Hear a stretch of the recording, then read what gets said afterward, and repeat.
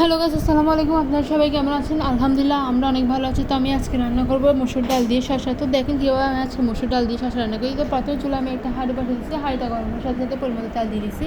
তারপর দিয়ে দিলাম পরিমাণ পেঁয়াজ কুচি। পেঁয়াজ যখন সামান্য একটু গরম হয়ে গেছে তখন ভালো করে নিয়েছি। কিছুক্ষণ সময় জন্য আমি একটু কষিয়ে নেবো। তো দেখতেছেন আমি পেঁয়াজগুলো একটু ভালো করে কিছুক্ষণ সময়ের জন্য কষিয়ে নিচ্ছি। তো আমি আরও কিছুক্ষণ সময় জন্য ভালো করে নেড়েছে নেবো, এই আর কি। তো ভালো করে নেড়েছে নিচ্ছি। আপনারা অবশ্যই পুরো ভিডিও দেখেন। তারপর আমি এখানে লবণ দিয়ে দেবো, তার সবগুলো মশলা দিয়ে দেবো। মশলা বলতে আমি এখানে হলুদ গুঁড়ো, মরিচ গুঁড়ো, ধনিয়া গুঁড়ো এর সাথে দিয়ে দিব।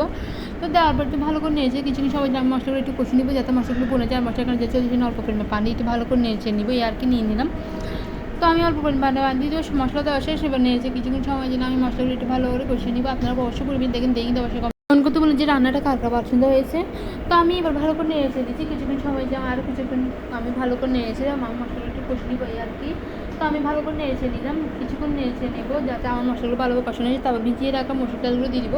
এবার সবগুলো মসুর ডালগুলো সব দেওয়ার পর আমি আরও ভালো করে কিছুক্ষণ সময় জন্য কষিয়ে নিব। তো দেখতেছে মসুর ডালগুলো প্রায় একটু সিদ্ধ হয়ে আসছে। এবার ভালো করে যখন সিদ্ধ হয়ে আসে তখন আমি এখানে কেটে দিয়ে পরিষ্কার করে রাখা শসাগুলো দিয়ে দিব।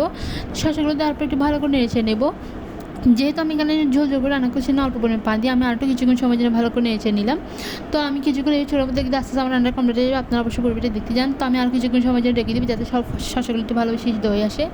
তো দেখতেছেন হয়ে আসছে আমার রান্না। যেহেতু রান্না কমপ্লিট, আমি চুলা রাস্তা বন্ধ করে দিয়ে হয়ে গেল আমার রান্নাটা ঝটপট।